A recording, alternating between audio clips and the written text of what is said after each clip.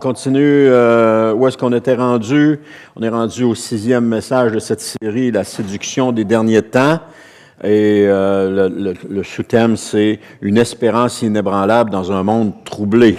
Jésus n'a pas seulement annoncé les guerres ou les persécutions ou encore des tribulations, mais il a aussi averti contre un danger. D'ailleurs, il commence tout de suite après l'explication, tout de suite au verset 4 de Matthieu 24, il commence tout de suite avec son premier avertissement. C'est contre un danger qui parfois est encore plus redoutable parce qu'il agit de l'intérieur, et ce danger est la séduction. Il a dit dans Matthieu, chapitre 24, versets 4 et 5, il dit « Faites bien attention que personne ne vous induise en erreur, car plusieurs viendront sous mon nom en disant « Je suis le Messie », et ils tromperont beaucoup de gens. » Jésus avertit ses disciples. Jésus, lorsqu'il parle sur le mont des Oliviers, lorsqu'il parle au chapitre 24, il parle à ses disciples. Alors, il est en train de les avertir qu'ils vont rencontrer des difficultés, mais aussi de faire attention de ne pas être induits en erreur.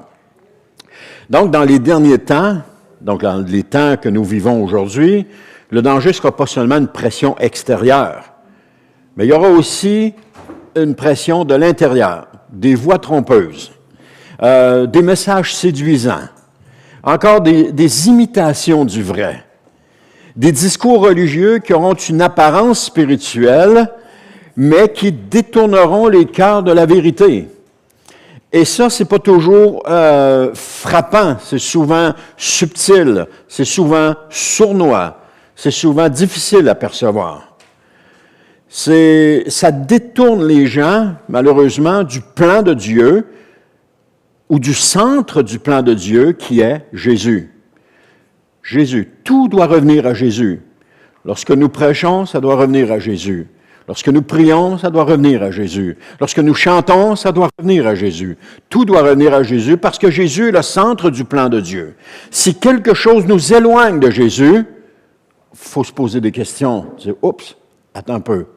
Qu'est-ce qui se passe? Il y a quelque chose qui cloche là-dedans. Il y a quelque chose qui ne va pas. Il faut toujours que ça nous ramène à Jésus. Toujours.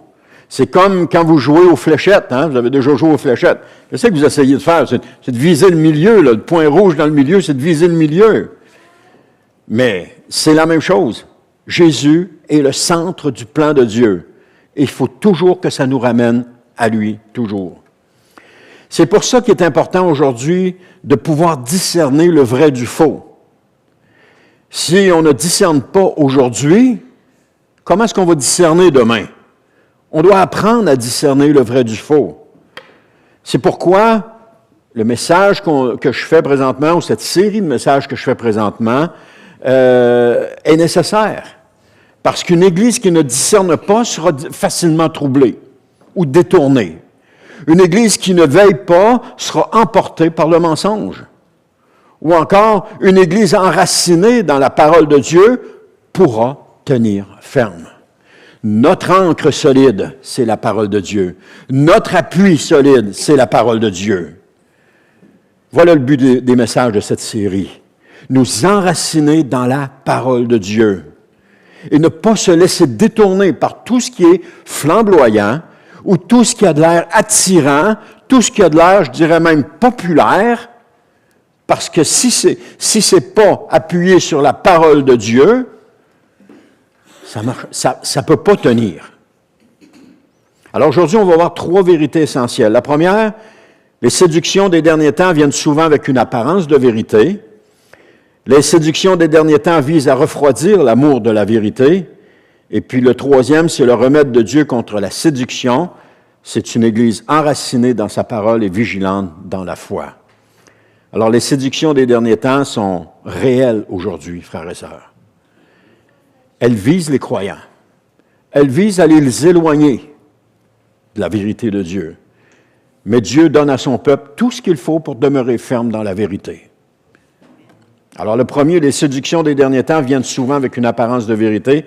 C'est Jésus qui dit dans Matthieu 24, 24, « De faux messies surgiront, ainsi que de faux prophètes. Ils produiront des signes extraordinaires et des prodiges au point de tromper, même si c'était possible, ceux que Dieu a choisis. »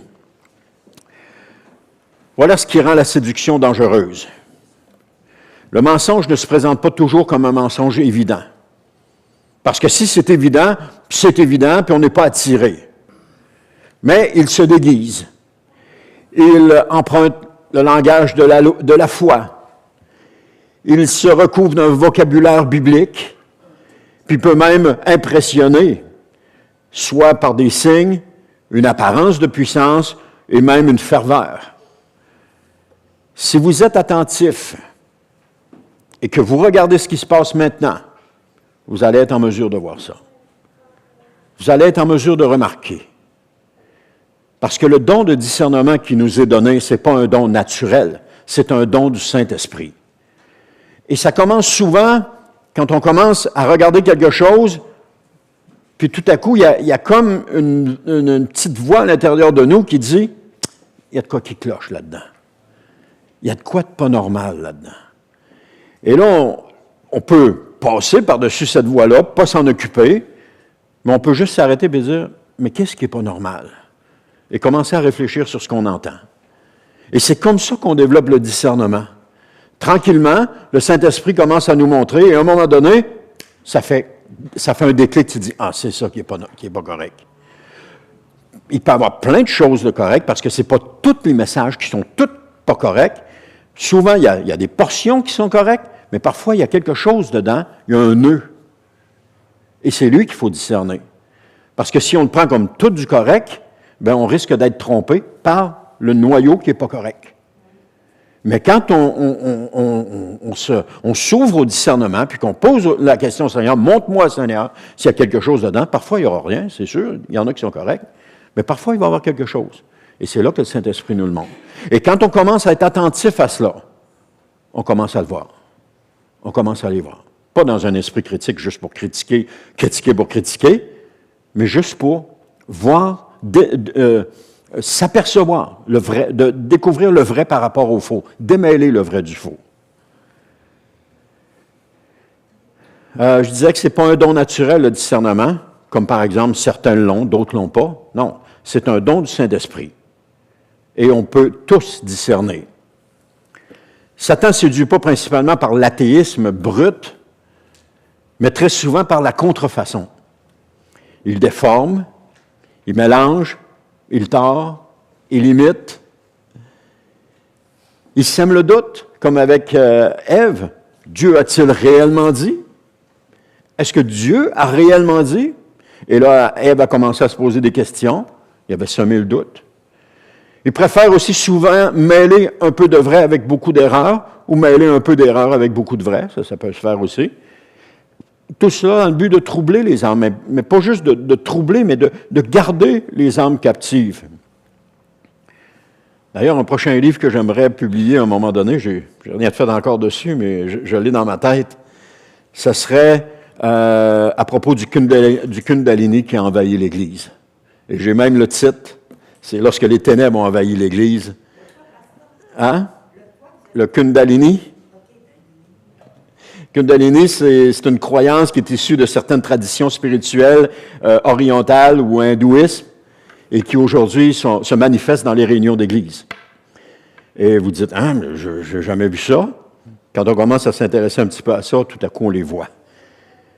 Parce que le Kundalini, ça nous dit que c'est une énergie qui est placée à la base de la colonne vertébrale et qu'on peut déplacer, ça monte comme un serpent autour de la colonne vertébrale jusqu'à nos pensées. Et puis, ça peut être réveillé pour produire des transformations intérieures, des expériences mystiques. Et je ne rentre pas dans des détails ce matin. Si vous voulez en savoir plus, je peux vous en dire plus. D'ailleurs, sur mon blog, si vous allez sur mon blog et vous faites Kundalini, K-U-N-D-A-L-I-N-I, il y a plusieurs articles que j'ai écrits il y a quelques mois passés sur cela. Quand les ténèbres ont envahi l'Église. Il y a bien des manifestations qu'on attribue faussement au Saint-Esprit dans les églises présentement. Je ne suis pas en train de partir en guerre contre ça, mais juste en train de lever un drapeau et de dire « Attention, ce n'est pas tout ce qui se produit dans l'Église qui est biblique. Ce n'est pas tout ce qui se dit qui est biblique. » Amen, parce qu'il y a des prédicateurs très connus qui produisent ce type de manifestation et qui attirent des foules. Il attire des foules. Mais ça, c'est un autre sujet, puis on en parlera peut-être plus tard. Alors voilà pourquoi le discernement spirituel est si important. Il est important pour que nous puissions réaliser qu'est-ce qui est biblique et qu'est-ce qui ne l'est pas. Parce que c'est important. Les apôtres, prenons juste l'exemple de l'apôtre Paul, a lutté contre ces fausses interprétations, contre toutes ces faussetés qui étaient prêchées. Et souvent, il en parle dans ses épîtres, qu'il y a des gens qui voulaient réinstaurer les sacrifices pour que les gens puissent s'approcher de Jésus. Et ça, c'était une fausseté, mais c'était mêlé avec du vrai. Et c'est pour ça que le discernement spirituel est important. Le croyant ne doit pas seulement se demander si un message paraît puissant, touchant ou encore convaincant, mais doit se demander s'il est réellement fidèle à Jésus, puis à sa parole. Je suis allé il y a quelque temps dans une église et puis le prédicateur a prêché sur la Trinité. C'était parfait, c'était bon, c'était véridique. Sauf qu'à la fin de son message, il y avait une petite phrase. C'est pas grand-chose, hein, mais remarquez bien. La petite phrase, elle disait « Connaître le rôle des membres de la Trinité te permet d'approcher Dieu avec confiance. » Là, j'ai fait « Attends un peu, là. Est-ce que c'est ça qui nous permet de nous approcher de Dieu avec confiance, de connaître les membres de la Trinité? » On fait juste se poser la question. Et si je vous dis, ça vous dit quoi, cette phrase-là? Bien, c'est une belle phrase. C'est une belle maxime, à la rigueur. Ça semble vrai, ou encore il y a quelque chose qui cloche dedans. La vérité, c'est que bibliquement, notre confiance pour nous approcher de Dieu ne repose pas sur notre connaissance de la Trinité, mais sur l'œuvre de Jésus-Christ. C'est ça qui nous permet de nous approcher de Dieu, l'œuvre de Jésus-Christ. Connaître les membres de la Trinité, c'est de la connaissance biblique. C'est pas ça qui nous permet de nous approcher de Dieu. Parce que si on peut s'approcher de Dieu, c'est parce que Jésus a payé le prix à la croix. C'est parce que lorsqu'il est mort, le voile s'est déchiré en deux, nous donnant un libre accès au lieu très saint. Jésus avait ouvert le passage pour que nous puissions entrer dans la présence de Dieu, librement, revêtus, recouverts du sang de l'agneau, pardonnés de nos péchés, restaurés. Pas une connaissance de la Trinité qui nous permet de nous approcher de Dieu. C'est Jésus. Et c'est là que c'est important. Vous voyez, tout était correct, sauf qu'il arrive à la fin, puis il nous dit ça. Et c'est là qu'il faut allumer, puis dire, non, c'est pas ça, c'est Jésus qui nous permet. Quand on le sait, gloire à Dieu, on passe par-dessus. Mais sinon, on part avec ça, puis ce qui nous permet d'entrer dans... En tout cas, c'est Hébreux 4, chapitre 4, verset 16, qui nous dit « Approchons-nous donc du trône de Dieu, du Dieu de grâce, avec une pleine assurance. Là, Dieu nous accordera sa bonté et nous donnera sa grâce pour que nous soyons secourus au bon moment. » Donc, cette assurance-là, elle est reliée au ministère de Jésus comme souverain sacrificateur et pas à la connaissance des membres de la Trinité. On continue. Beaucoup se laissent séduire aussi parce qu'ils pensent que tout ce qui parle de Jésus vient nécessairement de Dieu. Mais Jésus lui-même a dit que certains viendraient sous son nom pour tromper. Cela signifie que la simple utilisation du nom de Christ ne garantit pas la vérité. Ça me dit, mais là, attends un peu, là, on ne peut plus rien écouter. Non, il faut écouter des choses, mais il faut apprendre à discerner. Retenez ce qui est bon. Mais laissez de côté ce qui n'est pas bon. Prenez pas tout pour du cash. Parce qu'il faut examiner le contenu, l'esprit, la direction, le fruit et surtout la fidélité à l'enseignement apostolique. C'est ça qui est important. Matthieu 24,4 dit « Faites bien attention que personne ne vous induise en erreur ou dans d'autres versions ne vous égare. Faites bien attention. » C'est John Piper qui disait « Satan agit pour désorienter, déformer et tromper. » C'est son ministère. C'est ce qui s'est donné comme vocation, de tromper les croyants. C'est comme si on prend un faux billet. Si le faux billet a des grosses erreurs dessus, tout le monde va savoir qu'il est faux. Il y a été quelque temps avant qu'on ait les billets comme on a aujourd'hui, on les avait en papier. Tu pouvais prendre une photocopie avec une photocopieuse couleur, et puis il sortait quelque chose qui était pas pire. Mais tout le monde voyait que c'était faux. Il n'y a pas personne qui arrivait, « Oh, wow, c'est un faux billet, je me suis fait prendre, avec un billet fait à la photocopieuse. » Non, tout le monde voyait que c'était faux, parce que c'était grossier. Mais là où on se faisait prendre, c'est quand le faux billet ressemblait autant, le plus possible au vrai. C'est là que les gens se faisaient prendre. Et c'est encore pareil aujourd'hui. Mais pour les spécialistes qui s'occupent de la fraude comme ça, disent que pour reconnaître un faux, il faut connaître le vrai. Et c'est seulement quand tu connais le vrai que tu es capable de reconnaître le faux. Et c'est la même chose dans le corps de Christ. Pour reconnaître le faux, il faut connaître le vrai. Le vrai, c'est la parole de Dieu. La parole de Dieu, ça ne ment pas. La parole de Dieu, c'est la vérité. La parole de Dieu, c'est le vrai, c'est du vrai. Et quand on connaît la parole de Dieu, on est capable de reconnaître le faux. Satan s'est présenté à Ève, Dieu a-t-il réellement dit? Mais si Ève s'était tenue debout, elle a dit, oui, Dieu a vraiment dit. On ne serait peut-être pas où est-ce qu'on en est aujourd'hui. Je dis peut-être pas parce que je ne suis pas Dieu. Mais c'est important de connaître la vérité. Donc, on doit cesser d'évaluer un message seulement selon l'émotion qu'il produit, la popularité qu'il suscite ou le charisme de celui qui le porte. Mais ce n'est pas parce qu'un message parle de Jésus qu'il honore réellement Jésus. Il faut aller au-delà des paroles, au-delà de ce qui est dit. Il faut revenir sans cesse à la parole de Dieu avec humilité, avec sérieux et avec vigilance. Il faut s'en tenir à la parole de Dieu. Rester sur la parole de Dieu. Et cela dans un seul but, celui de ne pas être trompé.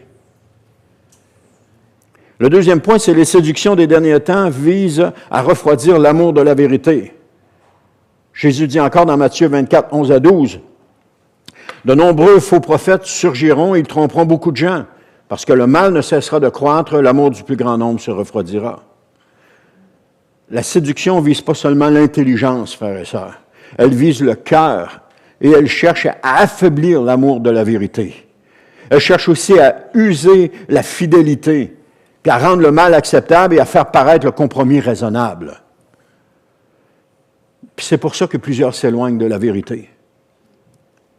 On peut continuer de venir à l'Église, on peut continuer d'être fréquent le dimanche matin, mais être éloigné de la vérité.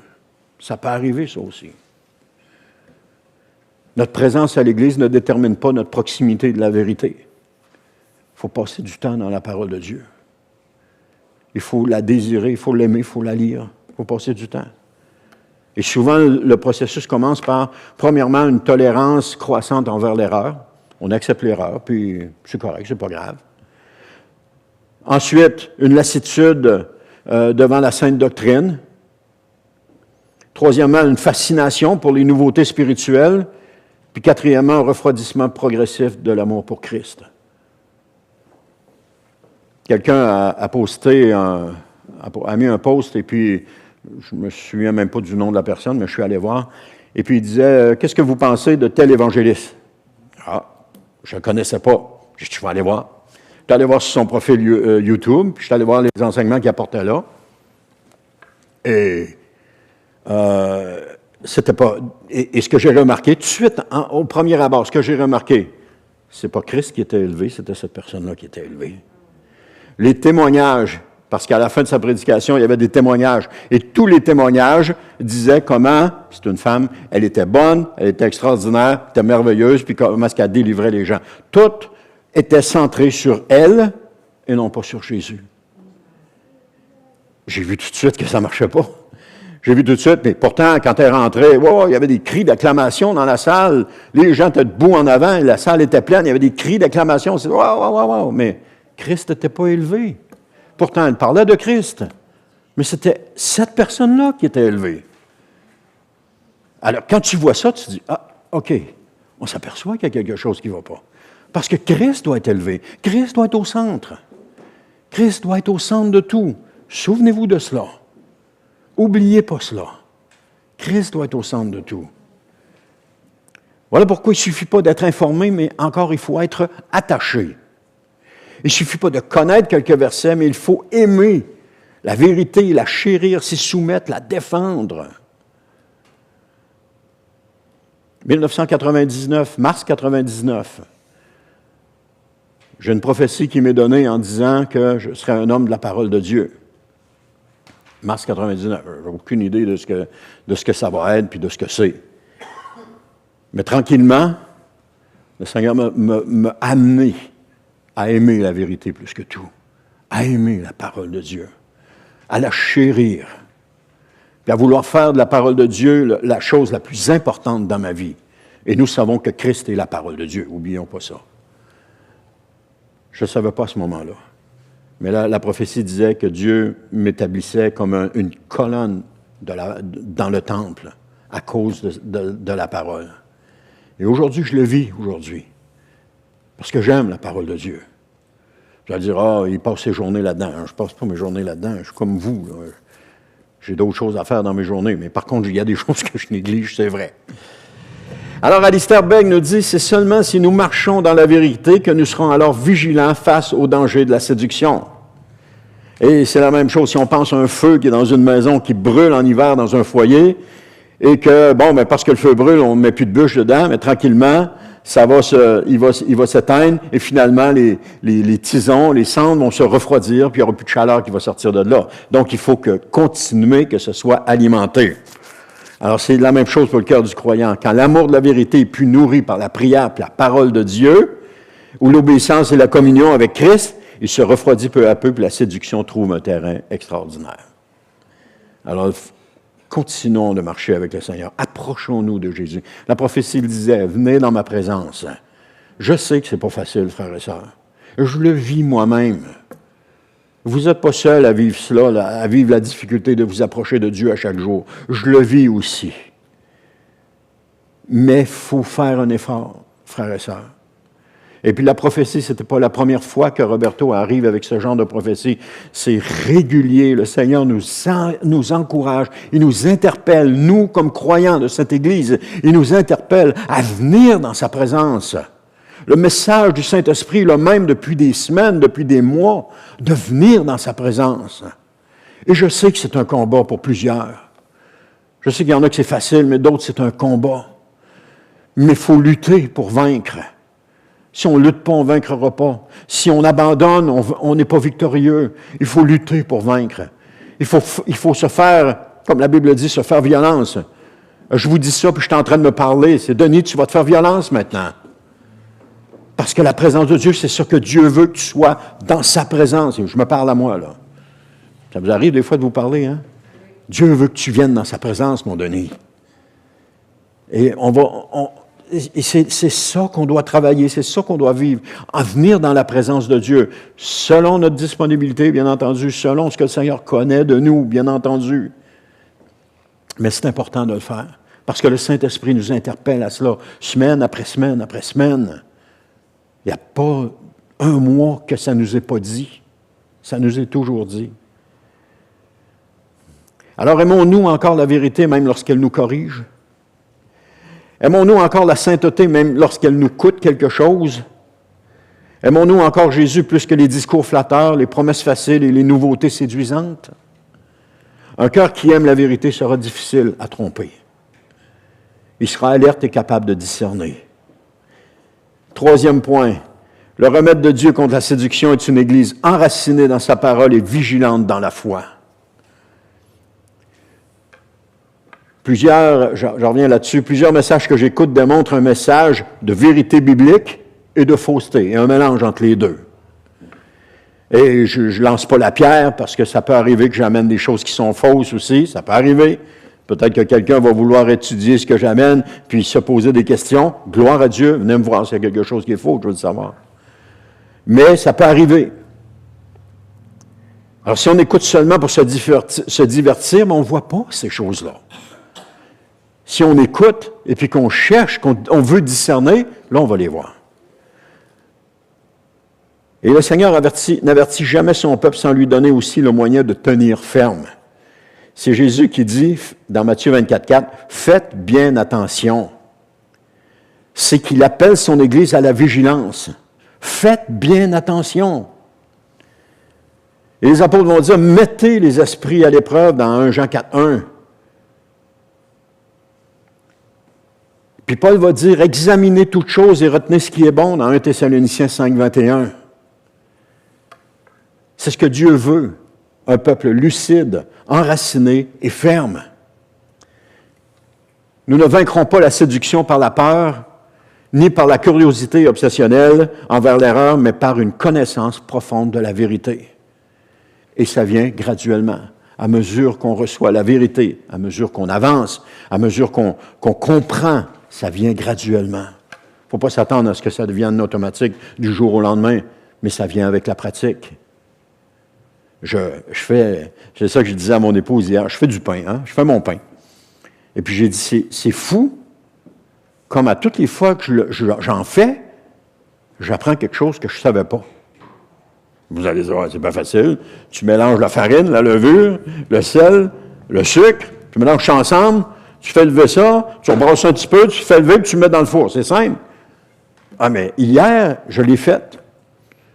J'enlevais de la pâte qui était tellement collante, j'ai tout fait pareil comme d'habitude, mais là, j'avais de la pâte qui était collante, je la sortais de mes mains. Non, c'est dommage collant, c'est pas collant de même d'habitude. Puis les premiers que j'ai faits, c'était pas collant. Les premiers, c'était parfait, je les ai mis. Mais là, mon deuxième, puis j'ai mis la même quantité d'eau, la même affaire, j'ai tout fait pareil. Mais là, elle était collante. Allez comprendre pourquoi. Et puis là, je me suis rendu compte que plus que ma pâte est collante, plus qu'elle va grossir. Ah ben, je n'avais jamais vu ça avant. Ça fait des années, ça fait quelques années déjà que je fais mon pain, je n'avais jamais vu ça avant. Donc, à mesure qu'on le fait, on apprend. Là, c'est juste l'exemple du pain, mais c'est la même chose avec la parole de Dieu. À mesure qu'on apprend la parole de Dieu, qu'on la lit, on découvre des choses. Et c'est quand on arrive sur un verset, et on dit, ça veut dire quoi ça? Pourquoi le Seigneur dit ça? Pourquoi c'est écrit là? Pourquoi c'est écrit ça? On peut arrêter notre lecture, on n'est pas obligé de continuer, on arrête notre lecture, puis on commence à réfléchir. On commence à se poser des questions. Pourquoi ça veut dire ça? Vous savez, je vous mets à chaque... J'essaie, sans m'imposer de contraintes quelconques, je vous mets une réflexion matinale, généralement, sur un verset que j'ai lu, puis que je me suis arrêté, que je me suis posé la question, je dis, ça veut dire quoi, ça? Je vous mets ça j'essaie de le mettre à tous les jours. Des fois, ça arrive que je le fais pas parce que j'en ai pas eu cette journée-là. J'en forgerai pas si j'en ai pas eu. Mais je vous le mets. Comme un matin, c'était sur... c'était quoi déjà? Bref, il y avait un sujet, je vous l'ai mis un matin. Et puis, c'est juste pour nous aider à comprendre un peu mieux les Écritures, à voir qu'est-ce que la parole de Dieu veut dire et essayer de comprendre. Je le fais, je le mets là. Vous le lisez ou vous ne le lisez pas, ça vous regarde, c'est pas plus grave que ça. Mais si vous le lisez, vous allez comprendre, vous allez grandir. Une autre chose que j'ai commencé à faire, c'est sur mon blog, j'ai une série, puis à chaque mercredi, je vais mettre un enseignement sur le peuple de Dieu. C'est quoi? Le titre, c'est « Un seul peuple en Jésus-Christ », et puis là, il y a 2 points, puis là, il y a un sous-titre qui vient avec ça. Un seul peuple en Jésus-Christ. Alors, si vous voulez connaître ce qu'est le peuple de Dieu, bien, je vous encourage à suivre ça. Je vais le mettre sur l'annonceur à chaque mercredi. Je vous encourage à le lire. Et vous allez acquérir des connaissances. Et s'il y a des choses que vous n'êtes pas d'accord avec moi, mais partagez-les-moi, dites-les-moi. Mais je pense que ça vaut la peine. Vous savez, c'est la promesse, la parole de Dieu qui dit que lorsque le Seigneur nous encourage les bergers à nourrir la congrégation. Et il dit, je n'ai pas le verset en tête par cœur, mais il dit que lorsque Christ va revenir, puis qu'il va trouver ce serviteur en train de faire ainsi, alors c'est un peu ça que je fais, je vais être trouvé en train de faire ainsi, en train de nourrir. Alors je vous mets de la nourriture sur la table, vous la prenez pas, ça me dérange pas, mais je vous la mets à tous les jours. Je vous la mets. Prenez-la. Je vous encourage à la prendre. Mais je ne peux pas forcer personne, mais je vous encourage à la prendre. Et puis, si vous la goûtez, puis vous trouvez que c'est bon, gloire à Dieu. C'est comme mon pain. Des fois, il est meilleur que d'autres. Des fois, il est moins bon, mais ça reste du pain pareil. Alors, plus une Église est nourrie de l'Écriture, plus elle sera protégée. Et plus elle connaît le vrai Christ, moins elle suivra les faux Christ. Et plus qu'elle vit dans l'obéissance, moins elle sera attirée par les compromis religieux. Amen. C'est Johnny Erickson Tada qui dit « Le doute devient dangereux lorsqu'on commence à penser que Dieu n'est plus digne de confiance. » Alors imaginez un marin en pleine nuit sur une mer agitée. Il y a des lumières qui apparaissent au loin, mais il ne peut pas se diriger vers n'importe quelle lumière parce que ce n'est pas n'importe quelle lumière vers laquelle il doit se diriger. Il y en a une au particulière qui doit se diriger. Mais s'il commence à se diriger vers une plutôt qu'une autre, et puis il va dévier de sa route, et puis il n'arrivera pas à la bonne place. Ça me fait penser à quelqu'un qui me racontait avoir embarqué sur le lac Saint-Jean, et quand il est revenu, c'était le soir, et là, c'était « Oh, où est-ce que je m'en vais? » Parce que là, il y avait plein de lumière. Il ne savait plus où il s'en allait. Il y avait trop de lumière. Il y avait trop de lumière, puis il n'y avait plus le bon chemin pour s'en aller. Et il s'en allait vers une lumière, mais c'était pas celle-là.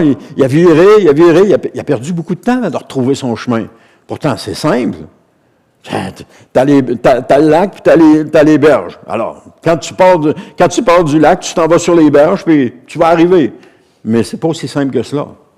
Je me souviens moi-même de l'avoir fait en plein hiver. J'étais allé à la pêche avec Olivier, et puis quand on est revenu, attends un peu, c'est par où est-ce qu'on a passé pour s'en venir ici? Pourtant, c'est grand, c'est vaste. Mais il y avait une interrogation. Par où on a passé pour s'en venir ici? Je me posais la question, je ne me retrouvais plus. Pourtant, ça aurait dû être facile. Mais on est arrivé, je suis arrivé trop à côté, comme ça, c'était plus par là, je suis arrivé trop à côté. Fait que là, j'ai reconnu quelque chose un peu plus loin, puis on a viré, puis là, on est arrivé. C'est la même chose, ça l'est bon. La même chose, je commence à conduire des vannes, et puis mon problème, c'est de reculer dans une porte. Mais c'est facile quand il y a des lignes à terre. Mais des fois, quand c'est serré, c'est plus difficile, etc. Il y a toutes sortes de choses. Alors là, il me demande de faire une livraison au ministère des Transports à Québec, sur la rue Pierre-Bertrand. Et là, je me dis, j'arrive dans le cours. Il n'y a rien dans le cours, il y a juste la bâtisse, puis il y a une porte en plein milieu de la bâtisse. J'ai dit, ça va être facile de reculer ici. Ça a été difficile. J'étais à côté là, me ramassais, la porte est là. J'étais à côté, me ramassais, j'étais à côté. Je dis, coudonc, comment ça, je suis toujours à côté? Finalement, j'ai réussi à rentrer dedans. J'étais un peu de travers, j'ai réussi à rentrer dedans. Et puis là, il a déchargé. Puis là, quand je suis revenu, je dis, comment ça? Il n'y avait pas rien. Le gars, il dit, il faut que tu regardes à terre les lignes. Alors, regarde à terre les traces, puis recule-toi dans les traces. Vous savez que ça m'a resté tout le temps. Et qu'encore aujourd'hui, parce qu'aujourd'hui, on stationne l'autobus de reculons, et quand tu arrives de reculons, puis toutes les autres ne sont pas là, Denis, qu'est-ce qu'il fait? Il regarde les traces, puis il se recule dans les traces. Et des fois, quelqu'un prend l'autobus que j'ai, puis il fait un voyage, il revient, puis il est à côté des traces. Il me dit, lui, c'est pas ça. J'ai appris comme ça. Le Seigneur me l'a montré. Et c'est la même chose avec la parole de Dieu. On apprend des choses. Et plus qu'on va passer de temps dans la parole, plus qu'on va apprendre des choses. On ne sait pas tout, je ne sais pas tout, je ne saurai pas tout, je vais mourir, je ne saurai pas tout encore. Mais je vais avoir appris, tranquillement, je vais avoir appris. Et puis on apprend. Et à mesure qu'on apprend, on change. À mesure qu'on apprend, on devient différent. Parce que la parole de Dieu nous transforme. Elle nous change. Elle fait de nous une personne nouvelle. Mais il faut le faire, il faut le passer dedans. Amen. Bon, là, je suis perdu un peu, là. Je parlais des lumières qui apparaissent au loin. OK, alors je termine avec ceci. Les séductions des derniers temps sont réelles, frères et sœurs. Elles viennent avec une apparence de vérité, comme je vous ai dit tantôt. Et le but, c'est de refroidir l'amour de la vérité. C'est pas toujours mal intentionné, c'est pas toujours volontaire, mais ça passe à travers les messages sans que même celui ou celle qui amène le message, peut-être ne s'en rend pas compte. OK? Je ne veux pas lancer la pierre puis juger des gens, mais ça arrive. Notre rôle à nous, c'est de discerner, puis de retenir ce qui est bon. Mais Dieu n'abandonne pas son peuple sans secours. Il l'appelle à veiller, à examiner, à discerner, puis à demeurer enraciné dans sa parole. Ce ne sera pas long, ma sœur. Dans 1 Thessaloniciens 5, 21. Peut-être que ce message, pour certains, est un appel au réveil. Peut-être. Peut-être aussi que vous êtes habitué à écouter sans discerner. Ou peut-être aussi que vous avez laissé votre cœur se refroidir. Il y a plusieurs choses là. Ou peut-être avez-vous été impressionné par des voix séduisantes plutôt que nourri par la saine doctrine. Alors revenez aujourd'hui. On avait la prophétie tantôt qui nous incitait à revenir. Alors revenez à la simplicité de Christ. Revenez à l'autorité des Écritures. Revenez à la dépendance du Saint-Esprit.